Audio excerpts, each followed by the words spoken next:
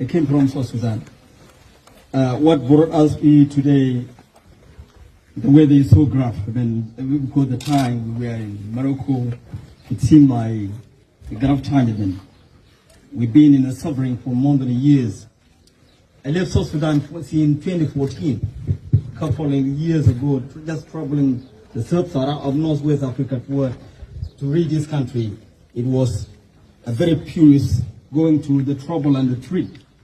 That's why our solidarity today, we the migrant who came 2 days and there's 4 days before, we have been in underdog.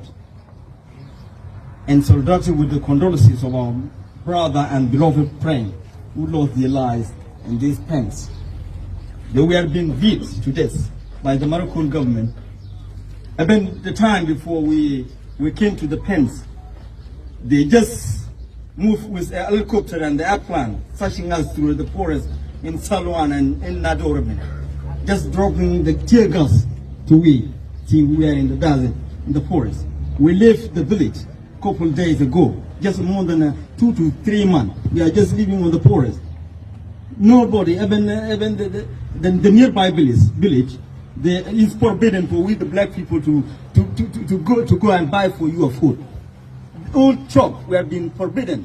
No one could give a black person a food for consumption, even though you have a money in your hand. You could not be able to afford to buy for you something to eat. That is what we have been the day before.